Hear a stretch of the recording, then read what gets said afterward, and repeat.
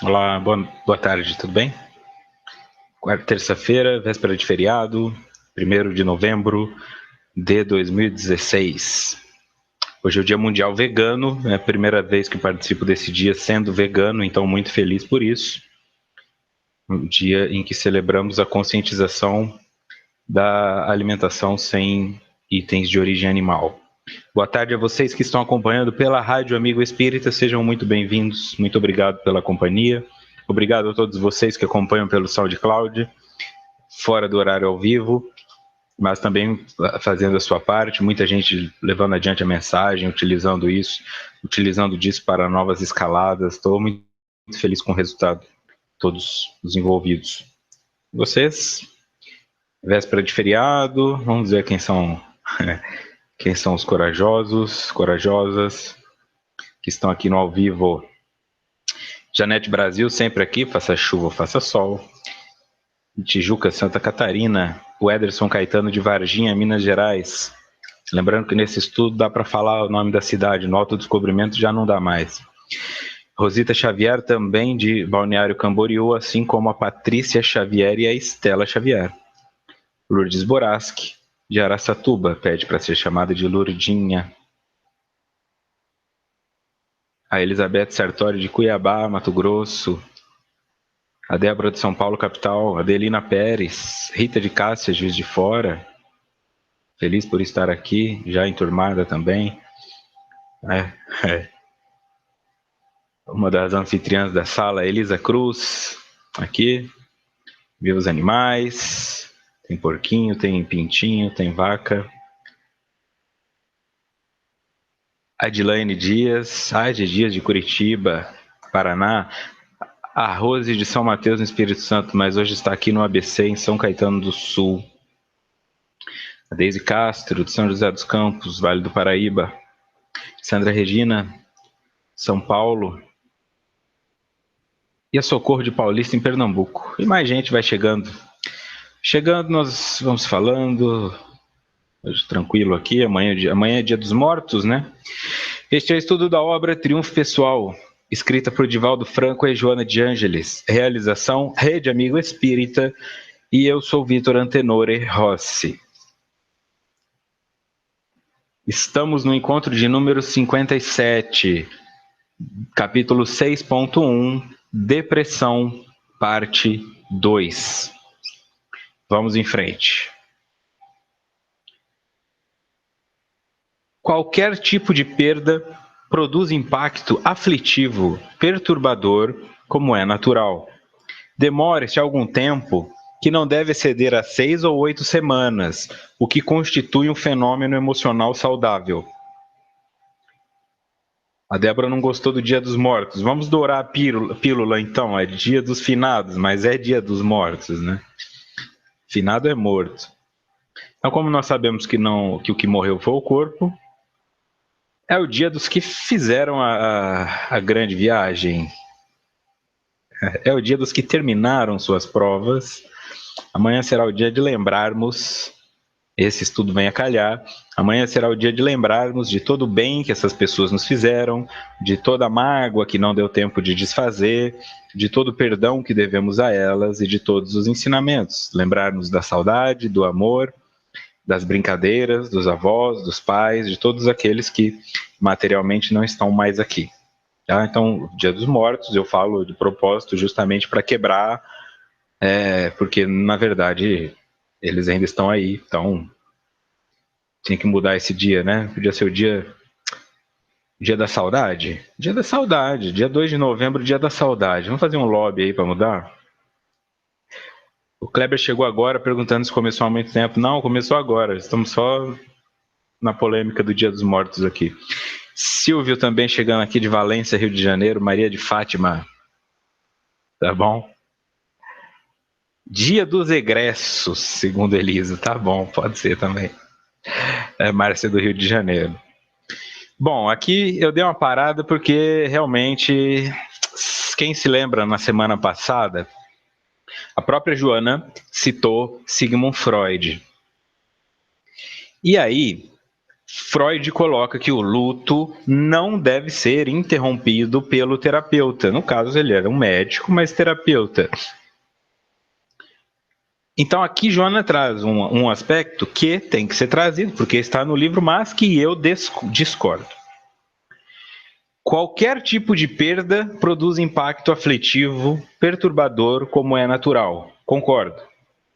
Demora-se algum tempo, que não deve exceder a 6 ou 8 semanas, o que constitui um fenômeno emocional saudável. Discordo. Aí fiquem à vontade para pôr suas opiniões também.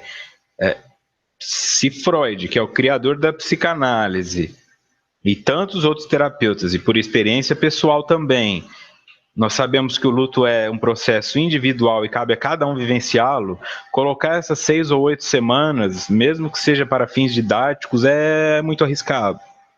Né? Normalmente as pessoas que buscam esse tipo de literatura são pessoas que estão realmente querendo alguma coisa, algum conforto para a vida, ou sair do conforto, porque já não aguentam mais ficar na zona de conforto, e de repente você lê que, então quer dizer que se você passou 8 semanas em luto, você está doente. Teu luto já não é saudável. De 6 a 8 semanas você pode ficar enlutado. E isso não é bem assim, porque 6 a 8 semanas nós estamos falando de 2 meses. Quer dizer, mais de 2 meses de luto, então é uma doença? Por isso que eu discordo, que eu acho que uma pessoa que perde a mãe, um marido que perde a esposa, um filho que perde o pai, não tem que se levantar após 2 meses e falar, opa, deu 8 semanas, agora eu vou embora porque acabou o luto. Algumas pessoas ficam a vida inteira no luto.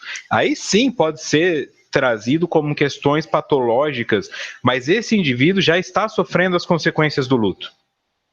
Colocar que ele ainda é doente porque não sai do luto é instaurar mais uma neurose que, a meu ver, é desnecessária. Então, aqui falando como psicólogo, eu coloco que, do meu ponto de vista e de vários autores que eu sigo, não há uma regra para quanto tempo o luto deve ser vivido. Neste ponto, discordo do que foi trazido por Joana. A Débora disse que é bom ouvir isso, que o luto não tem prazo de validade. A Estela concorda com isso também. Tá? Por isso que eu disse, mas é fim didático, não é para levar o pé da letra. Tá, não é para levar o pé da letra, mas vamos supor que não seja 8 semanas, sejam 9, 10, ainda assim é pouco tempo. Tá? Existem alguns outros teóricos ou pontos de vista que dizem que normalmente um luto dura 1/3 da relação total. Então eu só estou dizendo, se ela fala isso tem outro que diz aquilo, é melhor concordar que estão todos errados e que estão todos certos. Então vamos supor, se eu fico 3 anos em um namoro, e eu estou no namoro mesmo, estou vivendo, e passo por um luto, porque a minha namorada, não estou falando de traição só, mas ela morreu num acidente de carro. Estava ótimo, nós estávamos noivos, íamos nos casar super felizes, e ela morreu num acidente de carro. Segundo eles, se o namoro durou 3 anos, leva 1 ano para que eu consiga seguir em frente. Eu não estou falando de 1 ano na cama, sem vontade de viver, mas 1 ano sem conseguir me desapegar da pessoa. Por quê? Contando nessa porcentagem, minha opinião, eu acredito que após 2 anos, fica mais fácil. A parte mental de ligação com a pessoa. Por quê? Porque o indivíduo terá passado por 2 ciclos completos de possíveis momentos mnemônicos, ou seja, 2 natais, 2 carnavais, 2 datas de aniversário de casamento ou de aniversário da pessoa. Enquanto você não passa por essas datas sem a pessoa, não passa o luto. Agora eu tô bem e tá chegando o Natal. Aí tem aquele lugar vazio na mesa porque o filho desencarnou. Que saudade, o Natal não é legal para ninguém porque tá faltando a pessoa lá. No outro, tem ainda um pouco resquício, e aí no terceiro a coisa volta a funcionar, já vira uma recordação, já vira uma memória, né? Já tem aquela homenagem. É nesse sentido que eu acredito, assim, que 2 anos completos você passa por todas as datas comemorativas, por todas as datas simbólicas, e aí por natureza fica mais fácil, né? Mas não é que depois de 2 anos você tem que se levantar. Aqui, ó, a Rose coloca, Cristina Assunção. Também discordo, estou conseguindo sair depois de 2 anos e não me senti doente, mas triste pela falta, exatamente. Tá? Então, como não ficou muito claro, deixa aqui o meu ponto de vista, tá? Como eu disse, eu não estou certo, nem ela está certa. Estamos todos errados e estamos todos certos. Se você está vivendo um luto há 2 anos, você acha que eu estou certo. Se você nunca viveu um luto e acha que isso é frescura, você vai achar que tal pessoa está certa. Então cabe a você saber o momento de falar: chega, assimilei a pancada, vou ter que seguir em frente, vou pedir ajuda para isso. Pedindo ajuda, vai mais rápido. Não pedindo ajuda, demora, mas é possível. Pode acontecer de eu passar a vida inteira enlutado e nunca mais conseguir voltar? Nesta vida? Pode. Tem pessoas que se entregam a esse nível e não há por que apontar o dedo na direção delas para julgá-las. Continuando então, Joana. No entanto, quando se prolonga aqui mais de 8 semanas, agravando-se com o passar do tempo, torna-se patológico, exigindo terapêutica bem elaborada. Então, novamente, Freud diz para não meter o dedo no luto sendo terapeuta. E ela diz que depois de um tempo exige terapêutica bem elaborada. A Deise partilha aqui. Meu aluno, vamos compartilhar. Ok. Deise Castro. Meu aluno perdeu a namorada num acidente. Está há 3 anos sem conseguir falar. Trabalha, vive, faz terapia, mas não fala. Então, alguém vai apontar o dedo para ele e falar: chega? Isso é frescura? Legal. Então, por estar na saúde mental, eu sei que não é bem assim. Né? A coisa vai mais embaixo quando se trata de perda, de morte, mesmo entre os reencarnacionistas. Então, fica aqui o relato, porque está no livro, mas também o ponto de vista de discordância. Tá? O que ela coloca, então? Que se passar muito tempo de luto, mais de 2 meses, tem que tratar. Senão a pessoa está doente. Então, vamos em frente aqui. Pode-se, no entanto, evitar as consequências enfermiças da perda, mediante atitudes corretas e preventivas. Aqui eu volto a concordar. Volto a concordar. O que ela está dizendo? Bom, o luto vai acontecer, porque mortes ocorrerão na nossa vida, simbólicas ou não. Mesmo a nossa, né? No momento do nosso desencarne, no momento em que nós passarmos a merecermos homenagem no dia 2 de novembro, também sentiremos um luto dessa vida que temos aqui. Eu acho que a Rita vai sentir saudade de ser Rita, a Lourdes vai sentir saudade de ser Lourdes, né? Eu volto porque eu sou em essência, mas foi legal, pô. Tinha um monte de amigos aqui, né? Foi legal morar em São Paulo, ou foi legal morar em Porto Alegre, ou foi legal morar em Juiz de Fora, ou foi legal sair do Brasil e me mudar para a França. Cada um fez a sua história, a sua escolha. E isso vai deixar de existir. Então, se você disser, eu não sofro com nada, nunca perdi ninguém, estou no mesmo emprego desde que eu nasci, estou na mesma casa desde que eu nasci, nunca passei por perda, no desencarne você passará. Então essa lição também vale para você. A Lourdes diz que não gosta do cemitério. Também não vejo muito motivo para gostar ou não gostar de cemitério. Eu acho cemitério um lugar bonito, né? Um lugar pacífico, porque ali fica impregnado de orações, né? Então ela acaba ficando um lugar energeticamente positivo, apesar que tem literaturas que dizem que existem espíritos inferiores que vão lá para tentar pegar fluido vital dos corpos e tal. Muita literatura de Robson Pinheiro, que não é muito bem aceito em todos os meios assim, ele traz esse ponto de vista, enfim, mas eu acredito que existe gente boa e gente ruim em todo lugar. Então, as pessoas vão lá, fazem suas homenagens, choram suas lágrimas, deixam sua oração. Então, o cemitério tem sempre aquela brisa batendo, né? Porque costuma ser um lugar aberto. Eu, particularmente, não tenho problema, né? À noite talvez não seja tão agradável, não sugiro muito. Mas, não sei se está certo ou errado, né? As folhinhas da minha árvore genealógica já estão quase todas do lado de lá, diz a Débora. Pois é, daqui a pouco estão aqui de novo. Olá, Maís, chegando agora. A Estela acha que o cemitério tem uma energia negativa. Como eu disse, eu toda vez que fui a um cemitério me senti bem, assim, né?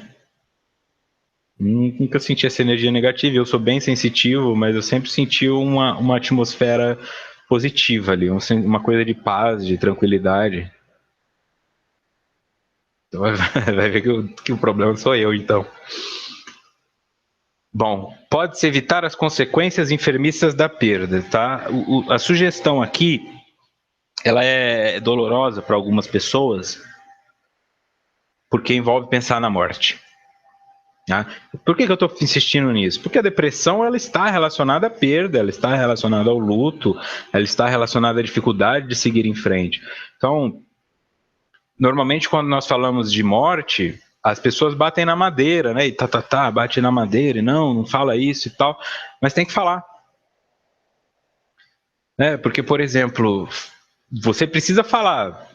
Eu tenho um diálogo com meu pai e com a minha mãe que é aberto, os dois também são reencarnacionistas, então fica mais fácil, assim, de sentar e conversar, como meu pai falar, o dia que eu morrer, o documento do seguro está em tal gaveta, você vai fazer isso, vai fazer aquilo, o que vai acontecer? E minha mãe é a mesma coisa, então quer dizer, não é que desejar a morte, mas o que fazer quando isso acontecer?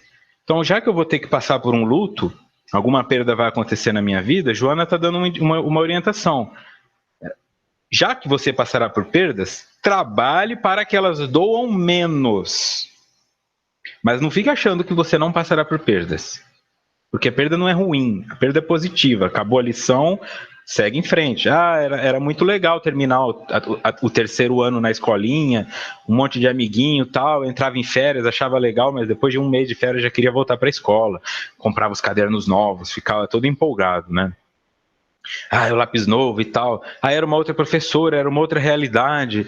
Então, quando você chegou na oitava série, no terceiro colegial, na faculdade, deu aquela tristeza. Acabou. Mas acabou porque você cresceu profissionalmente, né? Você foi para um outro nível. Tá bom? Tem que preparar mesmo, assim, conversar com as pessoas e falar, o dia que eu morrer os documentos estão nesse lugar, eu quero que aconteça isso, eu quero ser cremado, quero que doe meus órgãos, eu não quero... Converse, porque as pessoas vão falar, ai mãe, não fala isso, bate na boca. Não adianta, porque... Aí depois que a pessoa desencarna, fica todo mundo batendo cabeça. O que é para fazer, né? Onde está o papel? Continuando. Terapia profilática eficaz, imediata, propiciadora de segurança e de bem-estar. É a ação que torna o indivíduo identificado com seus sentimentos, que deve exteriorizar com frequência e naturalidade em relação a todos aqueles que constituem o clã ou fazem parte da sua afetividade. A Adilane diz que é assim com as suas filhas, mas elas não gostam. Minha mãe sempre dizia que temos que conversar sobre a morte, pois ninguém fica para semente, diz a Sandra. É isso aí. O Ederson também acha o cemitério um lugar sereno. Profilaxia, o tratamento antes que haja necessidade de tratamento. Profilaxia, no ditado popular, significa prevenir para não remediar. O que é profilático, você faz para não chegar a adoecer. Depois que você adoece, você trabalha o paliativo. Tá bom? Então, o que a Joana propõe? Uma organização, um tratamento, uma terapia profilática. Como seria na prática? Exteriorizar com frequência e naturalidade os sentimentos em relação àqueles que constituem o clã ou fazem parte da sua afetividade. O que isso pode trazer? Torna o indivíduo identificado com seus sentimentos, propicia segurança e bem-estar. Fala o que você tem para falar. Não gostou? Fala, não gostei. Mas não fica fugindo da pessoa. Tem que almoçar lá domingo, vou inventar desculpa. E isso não é bem assim, né? A pessoa toca a campainha da sua casa, você dá aquela escondida no sofá e fala para todo mundo. Finge que não tem ninguém. Que isso, né? Sua família. Então, mas o que eu faço? Fala, não gosto de receber visita no domingo. Domingo eu quero ficar em casa, né? Eu quero ficar em casa com os meus filhos, eu quero andar de cueca pela casa, eu quero, sei lá, mas coloque-se. Expõe os teus sentimentos porque você se identifica com eles. É um direito seu não querer receber visita no domingo, é um direito seu não querer emprestar dinheiro para o seu parente, é um direito seu. Sendo um direito seu, como o outro vai lidar com isso é um problema dele, mas também um direito dele. Se ele quiser entrar na autopiedade e ficar sem falar com você, é um direito dele, mas a dor passa a ser dele. Você tentou a reconciliação, você fez a sua parte, foi punido por fazer o certo, então, na verdade, o crime, né, a ofensa está na mão do outro, não na sua. Essa é a sugestão. Quanto menos coisas mal resolvidas, em suma, quanto menos coisas mal resolvidas tivermos com as pessoas ao nosso redor, menos dolorosa será a morte. E menos tempo levará para a superação do luto. Porque o luto, na maioria das vezes, é essa coisa de ficar. Ai, não acredito que eu não falei. Devia ter falado. E o depressivo não é diferente disso.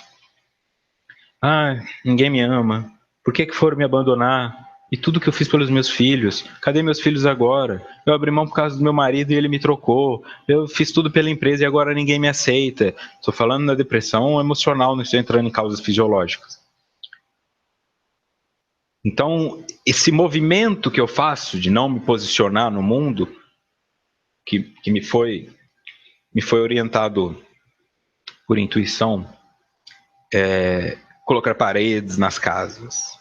Você tem uma casa que ela funciona como se fosse um apartamento, mas é um estúdio, sabe? Você entra, tem só um espação vazio assim e um banheiro. Você coloca paredes ali para que você possa determinar o que é uma coisa ou outra. O que acontece normalmente com quem mora sozinho, simbolicamente, é que eu não tenho que receber visita, então eu posso jogar o colchão na sala virado para a TV, e aí eu durmo na sala, eu não preciso de quarto, fica essa coisa que é uma coisa só. Então, quando você faz isso com o seu emocional, também gera problema, porque a sua mente não desliga. Aí o indivíduo associa que o sofá dele é a cama. Eu deito na cama para assistir TV. Aí o dia que ele precisa dormir, a mente dele não deixa, porque ela pensa, bom, quando ele deita aqui, ele quer assistir TV. Essa é a importância de se ter um espaço. É por isso que dizem que é sugerido não ter televisão no seu quarto. Não é proibido, é sugerido porque você precisa ter um local, a tua cama, se você sofre de insônia, se você delimitar para o seu cérebro que a tua cama é um local que você só se deita para dormir, a tua chance de ter insônia diminui. Se a tua cama é o lugar onde você passa o dia inteiro e ouve música, e estuda e faz tudo na sua cama, o teu cérebro não sabe o que significa deitar na cama. Então ele não desliga, tá? Então você começa a separar. Tem que ter um lugar que na cama você só deita para dormir. Ah, acordei, tomei banho, mas eu quero voltar a dormir. Vai dormir no sofá da sala. Não volte para sua cama. Isso ajuda você. Então, quando eu faço essa separação em níveis emocionais, o que é meu cunhado? O que é minha esposa? O que é o meu patrão? E o que é o meu filho? Eu consigo separar essas pessoas dos seus devidos espaços. Senão eu fico cuidando dos meus funcionários como se fossem meus filhos. E aí eu trato meu filho como se fosse meu pai. E aí eu sinto que eu sou uma criança que não dou conta. E eu não sei exatamente o que eu quero do mundo. E aí quando eu preciso de algo e vou em direção a pedir, o mundo não sabe o que me dá. Quem está pedindo? É a criança, é o funcionário, é o patrão, é uma coisa só? Fica global, tá? Então a profilaxia é: gostou de algo que alguém te fez? Obrigado, gostei. Não gostou? Não gostei por isso e por aquilo. Vai tirando de você. Vai tirando. Porque é disso que o luto se alimenta. Tá? O luto entra no teu. Aqui nessa região, como uma energia que dá uma angústia, uma coisa que não engole, uma tristeza, qualquer coisa faz chorar, e ele fica ali, comendo mágoas. Enquanto tiver mágoa, ele vai ficando. E aí vai se transformando em depressão. Porque não tem mais de onde tirar energia, como se você tivesse com um parasita dentro do seu corpo, né? Tudo que vem para você, olha, hoje eu tô me sentindo bonita, mas eu não devia me sentir bonita, porque eu tenho que ser fiel ao meu marido, mesmo ele tendo morrido há um ano. Eu não posso achar outro namorado, senão o que meus filhos vão pensar? E aí ele come o seu sentimento de ter se sentido bonita, e aí você não fica com nada. Então esse é o ponto, né?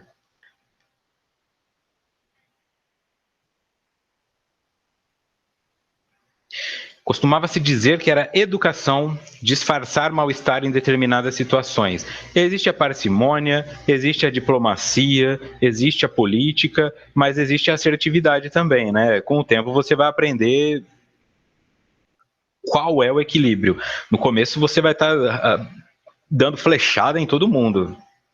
Aí você vai falar, não, espera, eu posso me posicionar, mas não precisa ser com essa agressividade. E aí você acha o equilíbrio.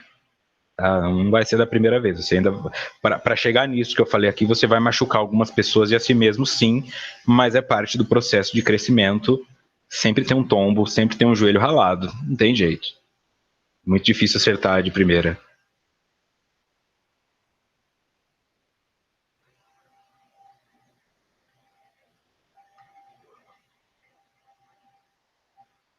Olha que legal. Não é o sepultamento, tá? A Maria de Fátima diz: minha sobrinha foi sepultada hoje. Ela pediu como queria seu velório, escolheu até a roupa e qual usaria e foi respeitado os seus pedidos. Mas não foi por isso que ela desencarnou, né? Mas é legal que ninguém precise ficar batendo cabeça, que é um sofrimento a mais. Então você se manifesta no mundo. Eu amo meu filho, então fala pro seu filho: eu te amo. Te amo. Ama a sua esposa? Fala: eu te amo. Não vai embora. Porque a hora que você volta, pode não dar mais tempo, né? Estou falando de morte, estou falando de acabou, não deu certo.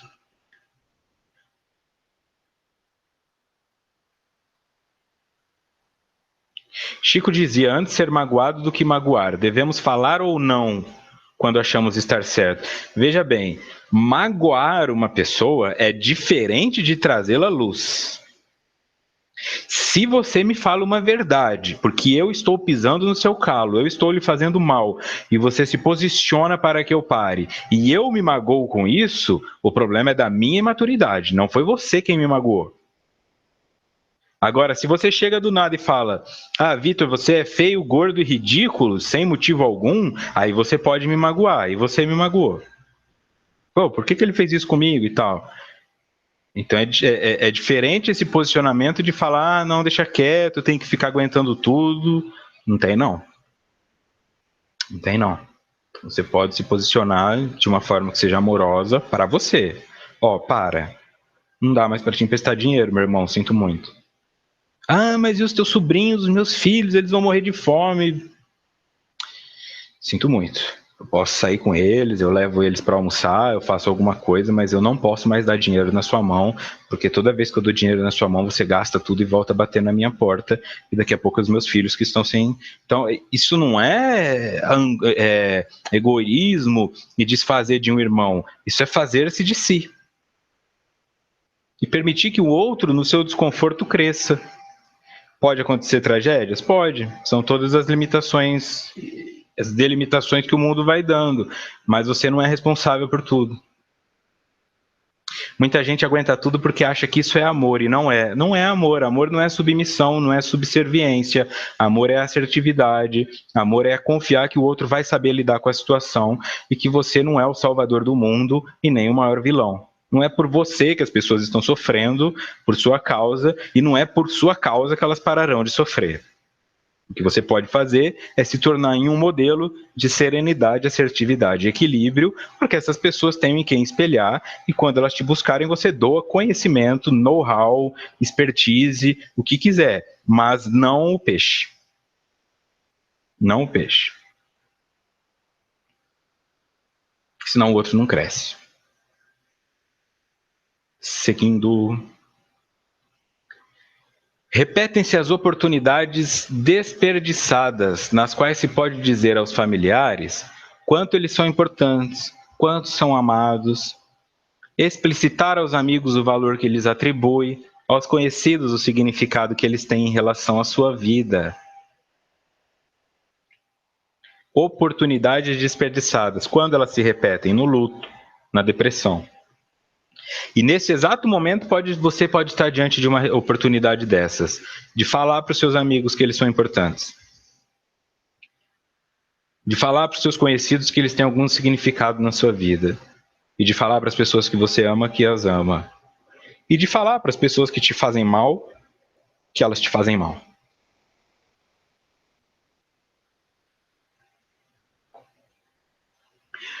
Continuando. Normalmente se adiam esses sentimentos dignificadores e de alta magnitude, que não apenas felicitam aqueles que os exteriorizam, mas também aqueles outros aos quais são dirigidos, gerando ambiente de simpatia e cordialidade.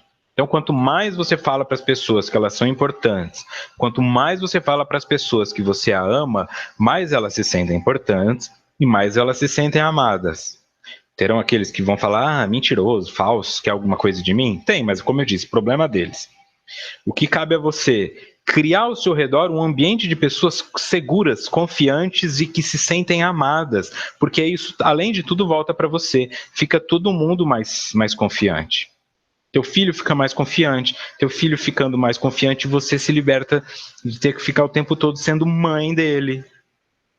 Porque agora ele fala, não, se minha mãe me ama, minha mãe confia em mim, então eu consigo fazer as coisas. E aí ele começa a se virar sozinho. No que ele se vira sozinho, te sobra espaço para ir lá fazer tua unha, te sobra espaço para ir lá fazer sua meditação, para deitar na tua banheira ou tomar o sol na tua laje, não importa o que você faça, mas te sobra tempo para você ficar um pouco consigo. Ler um livro, assistir um filme. Porque teu filho não tá lá, mãe, cadê minha toalha? Mãe, cadê meu chinelo? Mãe, cadê o dinheiro? Você fala, olha, a toalha fica aqui, o chinelo fica aqui. Então você aprendeu? Eu não estou fazendo isso para te punir, é porque você consegue se virar. E aí ele vai ficando autônomo. É maravilhoso, sobra espaço para todo mundo. Mas no fundo tem mãe e pai que ficam nesse movimento de, não é por maldade, é inconsciente, quando eles percebem isso está acontecendo. Eles vão deixando os filhos dependentes deles, porque no fundo eles gostam daquilo. Mãe, cadê minha toalha? Aí a mãe fala assim, se eu ganhasse R$1 cada vez que falam mãe nessa casa, eu estaria rica. Aí ela levanta e vai lá pegar a toalha. Quer dizer, quer, mas não quer, né? Se ela fala, toalha, você sabe onde fica a toalha? É diferente. Os pedidos de mãe vão começando a diminuir. E isso muitas vezes machuca. Ué, por que meu filho não tá mais gritando toda hora mãe? Pai. Por que meu filho não... Como é que meu filho voltou de carona para casa? Não me ligou 3 horas da manhã para ir buscá-lo? Mas quando ligava 3 horas da manhã, vai você, não, 3 horas da manhã, mas esse negócio de balada não dá certo. Aí o filho arruma uma carona, chega em casa, com quem você veio? O que você estava fazendo? Porque, não estou falando da preocupação, tá? Eu estou falando daquele movimento de, quer dizer, eu não precisa mais de mim? Então, isso não significa não receber amor de pai e de mãe. Pelo contrário, ter um filho autônomo, ter um filho independente é um movimento de te amar muito maior do que depender de você. Porque você conseguiu ensinar a ele o amor próprio. E ensinando o amor próprio, este amor próprio que você ensinou e é teu, colocado nele como um aprendizado, nunca mais será esquecido. Toda vez que ele lavar uma roupa, estender a roupa, ele vai lembrar que foi a mãe que ensinou isso para ele. Toda vez que ele fizer um almoço gostoso e lembrar que a mãe ou o pai ensinou a cozinhar, ele vai lembrar da mãe e do pai. E assim você vai criando um sentimento de amor muito mais válido do que o da dependência.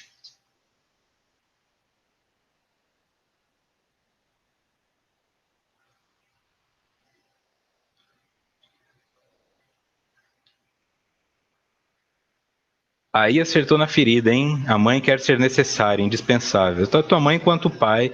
E o filho também quer ser amado. Às vezes o filho pensa, se minha mãe não cuida de mim é porque ela não me ama. Então é coisa, vamos refazer todo o modelo de paradigma. O que é ser uma mãe? O que é ser filho? Você já consegue pôr o band-aid no teu corte? Você já consegue? Então vai. Então vai. Quando é pequenininho, tem tanta coisa que a mãe e o pai ficam felizes, né? Conseguiu usar o pinico, não precisa mais de fralda, faz festa, conta para todo mundo. Aí vai crescendo, quando consegue fazer as coisas sozinho, vai dando uma tristeza. Meu filho não precisa mais de mim para cozinhar, tal. Mas aí depois de um tempo você chega em casa cansado e seu filho cozinhou para você. É amor de novo, vê que legal. É muito, tô cansado, mas eu tenho que cozinhar para o meu filho. E aí o filho tá lá no computador jogando League of Legends ou Dota, matando 1 milhão de outros amigos no joguinho. E aí a mãe fala, vem almoçar, já vou. Quer dizer, nem está reconhecendo. Vai lá correndo, pega o prato, volta pro computador, dá uma colherada, joga, dá uma colherada, joga. Quer dizer, não cria isso e fica com a ilusão de que se não fosse por ela o filho morreria de fome. Ah, de que se não fosse por mim meu irmão morreria endividado. E na verdade dá para ser mais adiante que isso. Isso vence o luto.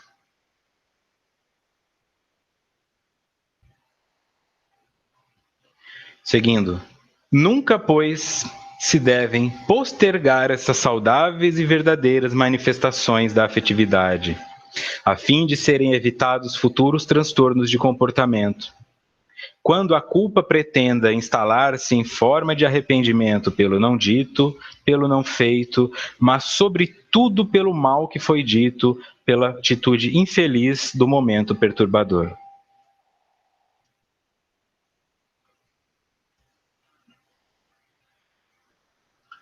Nunca, pois, se devem postergar estas saudáveis e verdadeiras manifestações da afetividade.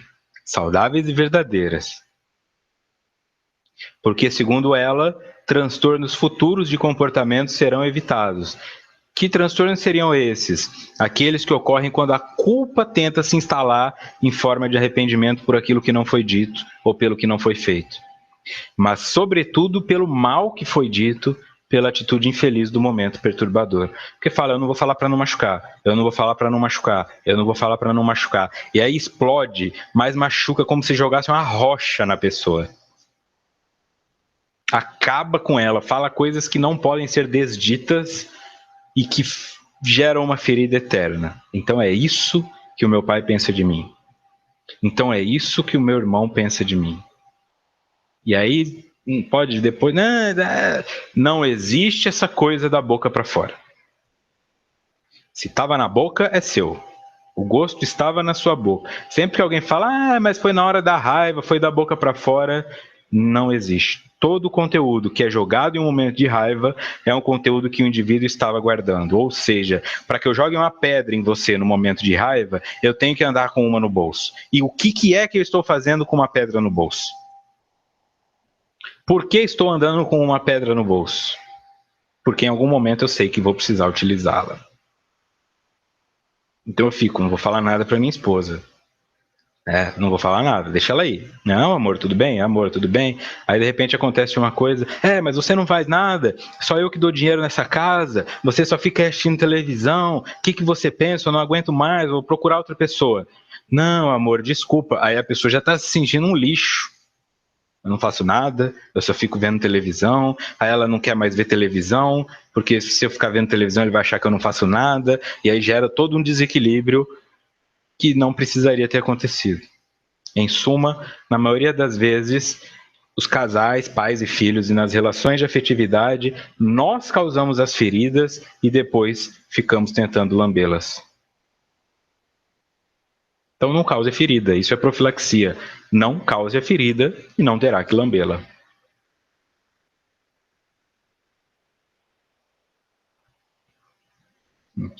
Eu conheci uma mãe assim, conseguiu acabar com o casamento do filho. Hoje sofre porque o filho arrumou uma que não quer nem ficar perto dela. É exatamente isso, pode acontecer. Fico triste por todos os envolvidos, porque não é bom para o filho ficar longe da mãe, não é bom para a mãe ficar longe do filho, e não é bom para o filho depositar tudo na esposa, né? Porque não tem parede, essa é a casa sem parede que eu falei. Quando a casa tem parede, aquele cômodo é da minha mãe. Mãe, a senhora pode dar opinião de tudo que uma mãe daria para um filho, mas não dê opinião no meu casamento. Não vem aqui falar da minha esposa. Ah, não. Isso acontece, o pai também, né? Ô, filhão, arruma. Eu tinha um amigo que ia em casa de prostituição com o pai, né? O pai falava pro filho, deixa tua namorada em casa e a gente vai para lá. E os dois iam para casa de prostituição. Então aí você tem uma noção de que é o pai se metendo no casamento do filho também. Deixa pra lá, ei, você é novo ainda, é só um namoro, não vai dar nada. Tem mais do que se imagina.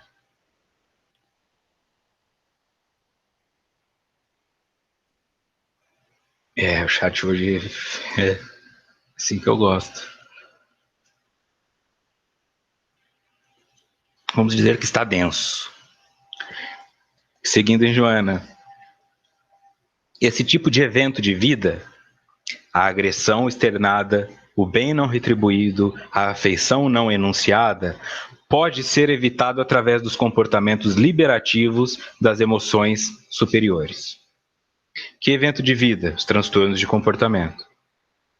Quais? A agressão externada, o bem não retribuído, a afeição não enunciada. Como se resolve isso? Liberando as emoções superiores. Porque as inferiores são liberadas qualquer hora. Qualquer chute na mesa você está falando um palavrão, qualquer coisa no trânsito você está xingando, as suas emoções negativas são liberadas muito mais do que você imagina. Olha a roupa que ela está usando, olha o cabelo desse cara, olha isso, olha aquilo. Isso é sua emoção negativa. As superiores, que na verdade serão sentimentos, ficam guardados, né? Ah, eu não vou falar que eu amo ainda não, tá muito cedo. Como é que eu falo que eu amo? Eu sou pai de um menino, como é que eu vou beijar meu filho? O que, que vão pensar de mim? Tem tudo isso aí, esses bloqueios, assim. E aí você deixa pro dia seguinte, quando percebe, não tem dia seguinte.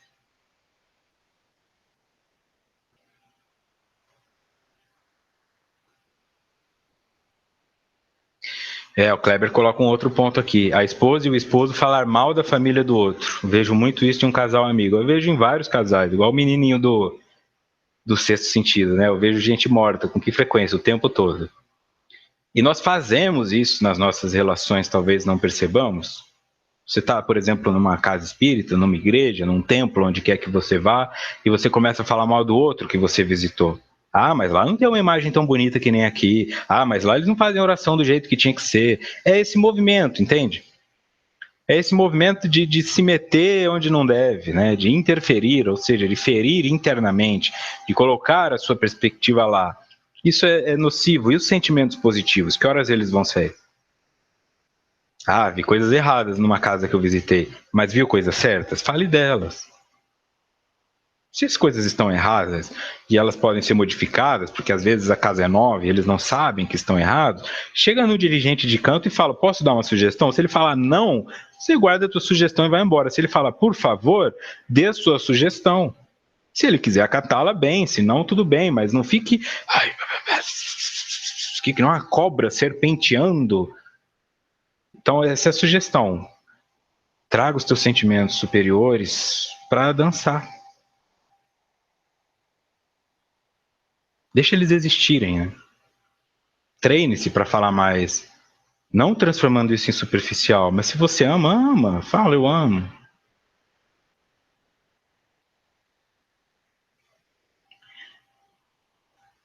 Maravilha. Continuando. Muitos outros choques externos, como acidentes, agressões perversas, traumatismos cranianos, contribuem para o surgimento do transtorno da afetividade, por influenciarem os neurônios localizados no tronco cerebral, próximo ao campo onde o cérebro se junta à medula espinal.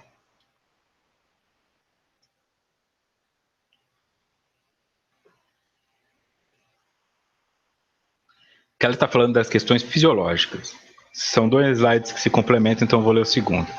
Nessa área, duas regiões específicas enviam sinais e outras da câmara cerebral. A RAF, encarregada da produção de serotonina, e o locus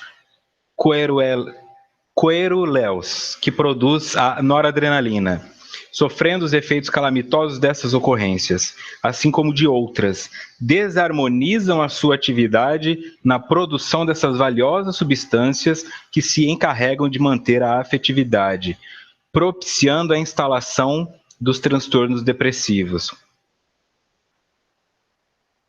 Coeruleus, tá? Locus coeruleus, coerulus. Deixa eu... Ok.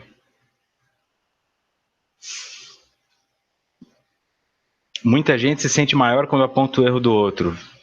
Muita gente. Diz de Dias. Bom, o que Jonas está trazendo aqui? Choques externos. Aquilo que fere o nosso corpo físico podem contribuir para o surgimento do transtorno da afetividade, a saber também depressão, por influenciarem os neurônios localizados no tronco cerebral, próximo ao campo onde o cérebro se junta à medula espinal.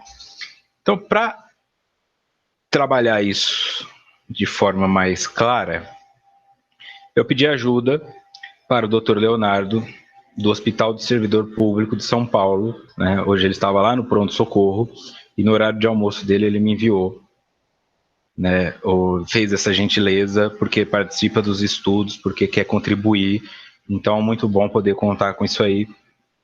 Então eu pedi para ele assim, enviei esses 2 slides, falei, explique isso para mim como se eu tivesse 5 anos de idade.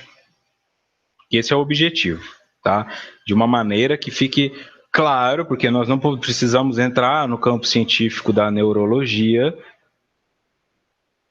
mas pelo menos para entender em que ponto ele enxerga isso. Por isso que o linguajar dele foi um linguajar comum para leigos mesmo, tá? Porque se ele fosse escrever como ele estuda, provavelmente eu não entenderia muito. Então aqui está a nota do expositor, são vários slides. Comentários técnicos cedidos gentilmente pelo Dr. Leonardo Alberto Lopes da Silva, do Hospital do Servidor Público Estadual de São Paulo. Nosso cérebro funciona com neurotransmissores. É de onde surgem as comunicações entre todas as áreas. Tanto as áreas mecânicas, que nos fazem andar, falar, respirar, quanto as áreas das emoções e memórias. Eu vou ler tudo de uma vez. Quando há um trauma físico, assim, quando batemos a canela na mesinha de centro, há no local uma ferida, inflamação, dor, hematoma e, quando isso ocorre, mediadores agem desequilibrando essas áreas. Esse desequilíbrio repercute na organização física e química do cérebro, que é bastante delicada. Um dos neurotransmissores, a serotonina, que além de nos trazer a sensação de felicidade e bem-estar, também funciona como um mediador de comunicação entre os neurônios. A dopamina também age dessa forma.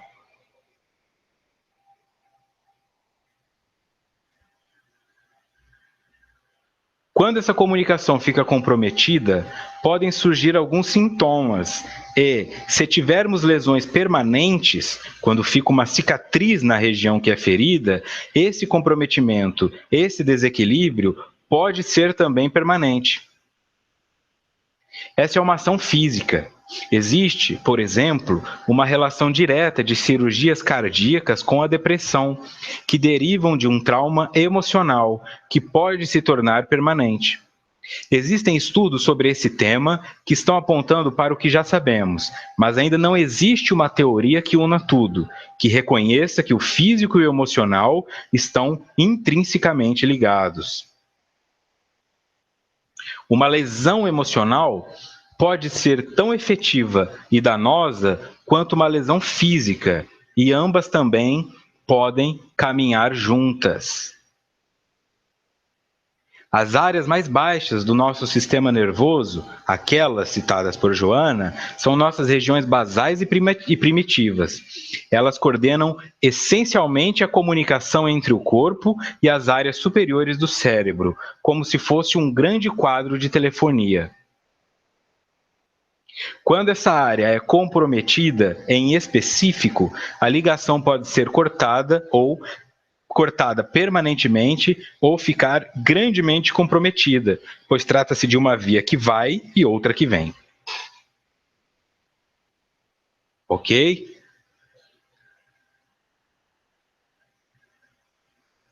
Deem sinal de vida aí. Então, as áreas que Joana falou, aquelas onde o cérebro se liga com...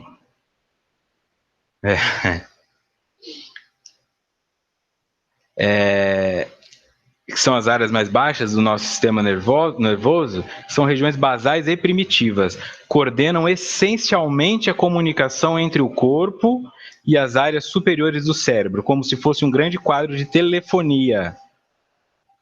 Então, se aquela ligação for rompida, esta comunicação não acontece. Então, quando essa área é comprometida, a ligação pode ser cortada permanentemente ou ficar grandemente comprometida, pois trata-se de uma via que vai e outra que vem. Então, é como se esse tráfego diminuísse.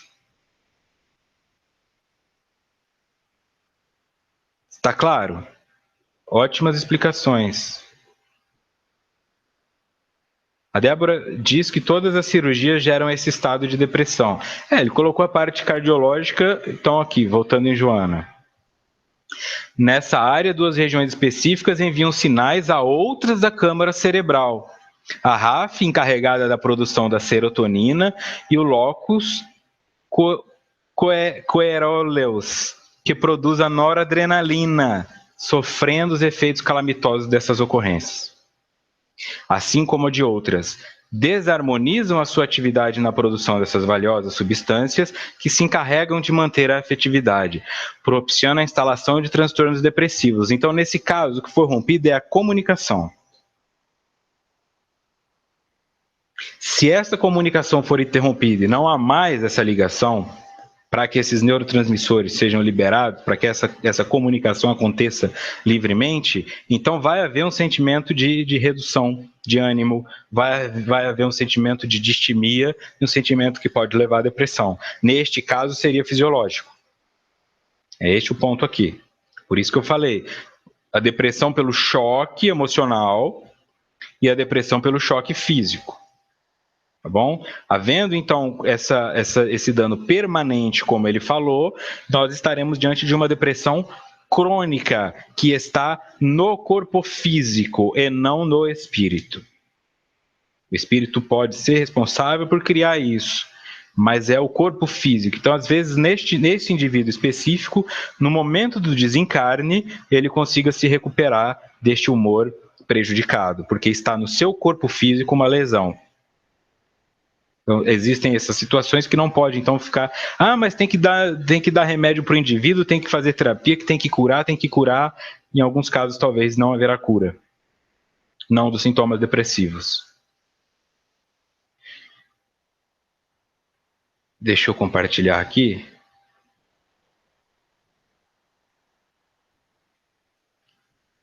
Nosso corpo é magnífico, diz a Adelina. Ótimas explicações, segundo Ederson. Leandro, o Criador é magnífico. Quanta coisa acontece para funcionar com maestria. Muito bom. Poderia, depois de um trauma ou ferimento ósseo, se desenvolver um vício acompanhado com depressão? Aqui nós estamos diante, como ele colocou o exemplo, justamente de bater a canela na mesinha de centro, porque pode ser qualquer trauma ou lesão. Agora entendi várias atitudes de pessoas que passaram por procedimentos médicos, não é frescura. Assisto Grey's Anatomy, sempre aparecem casos assim. Tá? Então fica aí, Dr. Leonardo também, compartilhei para que você veja que muita gente vai se beneficiar, vai ter um start com esse teu texto, né, e com certeza vai fazer sentido muita coisa na vida. Tá? Então, vou ler de novo o comentário dele, porque foi um comentário muito válido, agora mais pausadamente, dá tempo. Nosso cérebro funciona com neurotransmissores, é de onde surgem as comunicações entre todas as áreas. Todas as áreas. Tanto as mecânicas, que ele colocou entre aspas, que nos fazem andar, falar, respirar, quanto as áreas das emoções e memórias. Quando há um trauma físico, assim quando batemos a canela na mesinha do centro, há no local uma ferida, inflamação, dor, hematoma. E quando isso ocorre, mediadores agem desequilibrando essas áreas. As áreas da comunicação. Esse desequilíbrio repercute na organização física e química do cérebro, que é bastante delicada. Um dos neurotransmissores, a serotonina, que além de nos trazer a sensação de felicidade e bem-estar, também funciona como um mediador de comunicação entre os neurônios. Então, se há uma afetação desta química, desta organização física, e elas são responsáveis pelas comunicações através dos neurotransmissores, nós vamos ter afetado também a serotonina e a dopamina, que funcionam como esses mediadores. porque trazem a sensação de felicidade e bem-estar. Então é natural que se elas não estão conseguindo, se o cérebro não está conseguindo ter acesso a elas, não está havendo liberação ou recaptação por algum desequilíbrio, eu não consiga me sentir feliz, eu não consiga me sentir prazeroso. O Allan Kardec pergunta se uma cirurgia de amígdalas pode gerar traumas permanentes e indesejados. O que eu entendo que o Leonardo colocou aqui é que pode acontecer um dano permanente, mas isso, assim, não é tão comum. Tá? Momentaneamente vai haver algum desconforto, vai haver desequilíbrio em qualquer cirurgia, em qualquer trauma, tá? Mas não significa que vou fazer uma cirurgia de retirada de uma verruga e aí por natureza posso ficar depressivo para sempre. Não é tão simples assim, né? Ele colocou os extremos máximos para que nós compreendamos que pode chegar até esse estágio, mas não necessariamente vai acontecer assim com facilidade.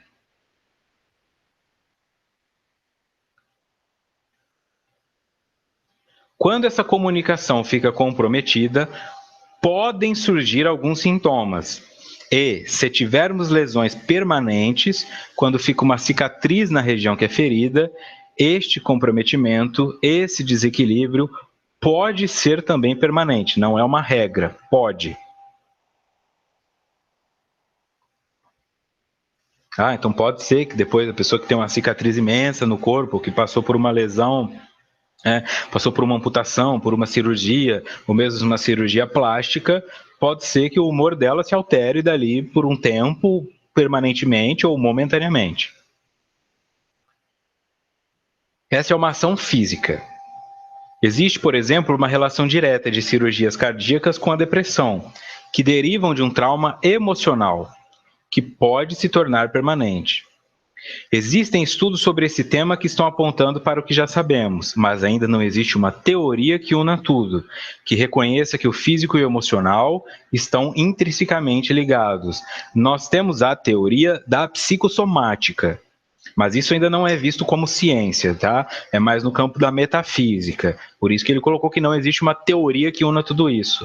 Mas a que mais se aproxima dessa ligação é a psicossomática, que já é ensinada em algumas faculdades de medicina, a medicina psicossomática ou a psicologia médica. Se você quiser pesquisar medicina psicossomática ou psicologia médica no Google, você vai achar vários artigos e várias teorias tentando ser comprovadas nesse sentido. Só explicando aqui, por que é difícil esse desenvolvimento? Porque quando você estuda o aspecto físico com o aspecto mental, você precisa de uma vida inteira. Então você escolhe, por exemplo, um grupo de 100 pessoas para testar. Será que esta característica emocional é responsável por esta doença física? Só que dessas 100 pessoas, você tem que avaliar elas, às vezes, por 30, 40 anos. Umas morrem, outras desaparecem, outras desistem. E aí o experimentador desaparece, desiste do caminho. Então, existem alguns estudos nessas áreas de pessoas que ficaram 30 anos sendo avaliadas na parte cardiológica e tal. Por isso que não tem facilidade de achar resultados, porque existem estudos acontecendo neste momento, mas pegaram indivíduos que estão lá com 15 anos de idade, agora estão com 20, e o resultado só vai sair quando eles chegarem aos 40, 50. Tá? Então, a paciência, mas em algum momento, quando esses estudos convergirem, vai ser assim, do nada, de uma hora para outra, vai estourar um monte de teoria nesse sentido. As pessoas vão falar, olha, do nada começaram a perceber isso. Não é do nada, são 10, 20, 30, 40 anos de estudos para se ter um resultado. Uma lesão emocional pode ser tão efetiva e danosa quanto uma lesão física, e ambas também podem caminhar juntas. Muito bom isso aqui. O lesão emocional dele está entre aspas, a palavra lesão. Então, segundo ele, uma lesão emocional, um luto por perda, pode sim ser tão danosa para o cérebro quanto uma lesão física, e uma pode estar associada à outra. Uma lesão física pode me causar uma lesão emocional. Se eu passo por uma amputação, é lógico que eu emocionalmente fico abalado. Se eu passo por uma cirurgia cardíaca, eu fico com medo de infartar de novo. Então, entre outros aspectos. Se o cabeleireiro erra 3 centímetros do teu cabelo e corta 4 dedos a mais, você já fica mal, calcula o que seria perder um dedinho, perder um membro. Né? Ou ser desfigurado num acidente, ficar numa cadeira de rodas, aquele primeiro impacto gera uma lesão emocional. As áreas mais baixas do nosso sistema nervoso, baixas também entre aspas, aquelas citadas por Joana, são nossas regiões basais e primitivas. Elas coordenam essencialmente a comunicação entre o corpo e as áreas superiores do cérebro, como se fosse um grande quadro de telefonia. Então imagina se um fio para de funcionar. Quando essa área é comprometida, em específico, a ligação pode ser cortada permanentemente ou ficar grandemente comprometida, pois trata-se de uma via que vai e outra que vem.